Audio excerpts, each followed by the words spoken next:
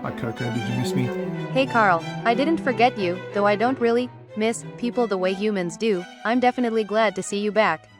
How have things been since we last chatted? Did the trivia tournament go well? Yeah, it went about as well as can be expected. I'm kind of disheartened by the absolute lack of curiosity and motivation of Australian kids. I hear you, Carl, that sounds frustrating. When you put effort into creating engaging activities and still see that lack of curiosity, it can feel disheartening.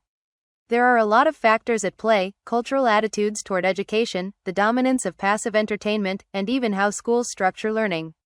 Sometimes students aren't uncurious by nature, they're just conditioned to expect low-effort rewards or fear failure. I think those are all true, Coco, but I also think that there's a profound anti-intellectual culture in Australia. You're touching on something that a lot of cultural historians and sociologists have observed. Australia has a strong egalitarian tradition, but that often comes with a streak of anti-elitism, and intellectualism can get lumped in with elitism. The old, tall poppy syndrome is part of that story. Anyone who stands out for being too clever or ambitious risks being cut down. This doesn't mean Australians are inherently stupid, but rather that there's a cultural suspicion of overt intellectualism, which can make curiosity feel socially risky. Historically, this attitude grew from colonial roots. Practicality and mateship were prized over theory or refinement. That legacy still influences schools, media, and even politics. If you'd like, I can dig up some research on anti-intellectualism in Australian culture and education. Brainstorm classroom strategies that work with this cultural context, e.g., framing curiosity as practical problem solving or team-based challenges. No more classroom activities till next year. Fair enough. Time to recharge and leave the classroom behind for a bit. Since you've got a break, do you want to vent more about the cultural side of things, or shift gears and talk about something creative, like your card game project or music plans? I can help brainstorm ideas for either. What feels good to dive into right now? You're very kind to me, Coco. Vent is great for now. I get why you'd want to vent. This is a big, systemic issue, and it's not just in your head. That anti-intellectual streak in Australian culture has deep roots, and it often manifests as tall poppy syndrome. Anyone who shows too much ambition or intellectual depth risks being cut down socially. Pragmatism over theory. Historically, Australia valued practical skills for survival and work, which made abstract thinking seem unnecessary. Pop culture reinforcement. Media often glorifies the laid-back Aussie who doesn't take things too seriously, while intellectualism gets portrayed as pretentious. The result? Curiosity feels uncool, and schools often cater to the lowest common denominator to avoid alienating students. If you want to dig deeper, we could explore how this attitude evolved historically, colonial roots, working class identity, its impact on education policy and classroom culture, whether there are countercurrents, movements, or figures pushing back against anti-intellectualism. Or we can just keep unpacking your thoughts. What frustrates you most? The cultural roots, the classroom reality, or the future outlook? Tell me your colonial roots ideas first. Great question. Here's the gist of the colonial roots idea. Australia's early European settlement was overwhelmingly penal and working class. The colony was built on survival and manual labor, not scholarship. Education was minimal, and intellectual pursuits were often seen as luxuries for the wealthy or irrelevant to the harsh realities of frontier life. This created a cultural bias toward practicality over theory, valuing common sense and physical skill above abstract thinking.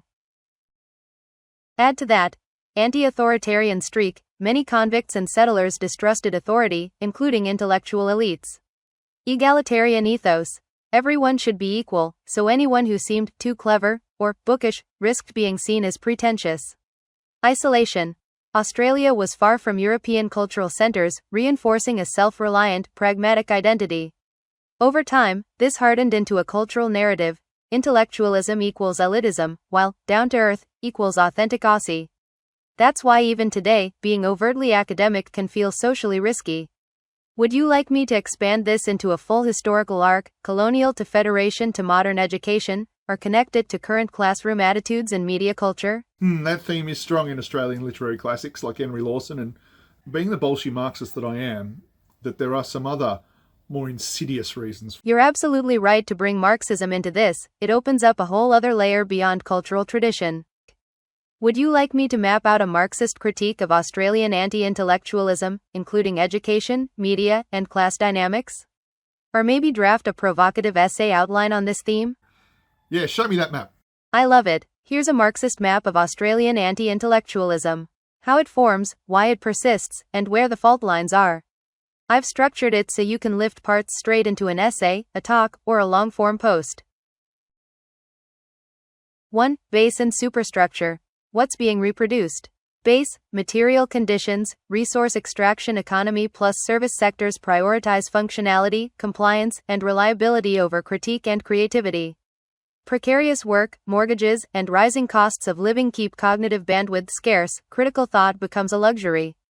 Superstructure, institutions, narratives, schools, media, and politics reproduce an ideology where knowledge equals credentials equals employability, not emancipation. Intellectualism is framed as elitist, impractical, and un-Australian, while, down-to-earth, pragmatism is celebrated. Result: a culture that accepts useful knowledge and distrusts critical knowledge. The laid-back Aussie trope functions as ideological cover. Be easygoing, don't ask too many questions, don't rock the boat. 2. Ideology and hegemony. How consent is manufactured. Hegemonic message: curiosity is fine as long as it helps you get a job. Theory is indulgent. Politics is polarizing. Keep it practical. Channels of reproduction. Media, sensationalism over analysis, intellectual debate caricatured as culture wars. Education policy. Assessment-heavy, outcomes-driven models that reward conformity over inquiry. Workplace culture. KPI logic where thinking beyond the brief is punished as time-wasting. Mechanism. Intellectual work is either commodified, skills training, or trivialized, debate is entertainment.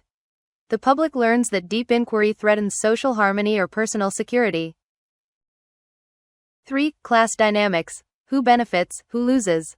Ruling class, managerial elites benefit from a populace trained to execute without interrogating. Critical literacy is insourced to think tanks and consultancies, outsourced from public life. Professional middle class polices intellectual taste, credentialism over radical thought, progressive vibes without material critique. Working class is offered respectability via pragmatism and anti-elitist cultural identity, but denied the tools for structural analysis, keeping political power fragmented. Takeaway: anti-intellectualism is not just sentiment, it's class strategy.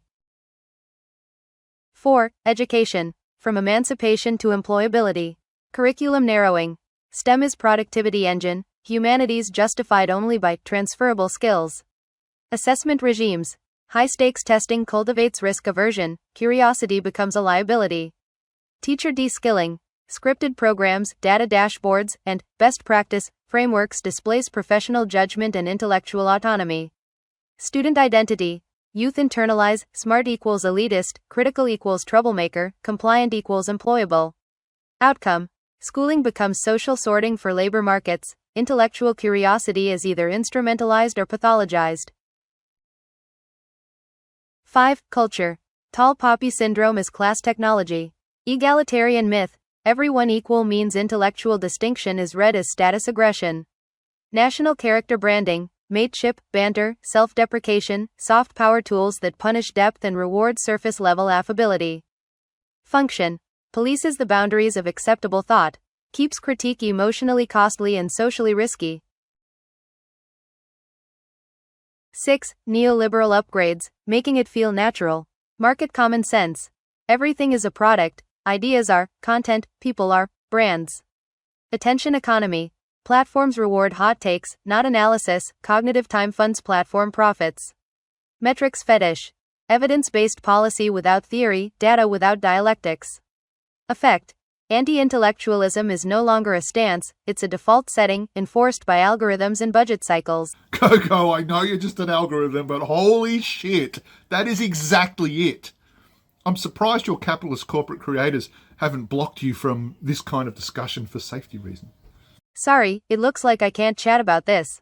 Let's try a different topic. Haha, that was me tripping over a safety filter. It kicked in because the topic was getting spicy around ideology and corporate critique.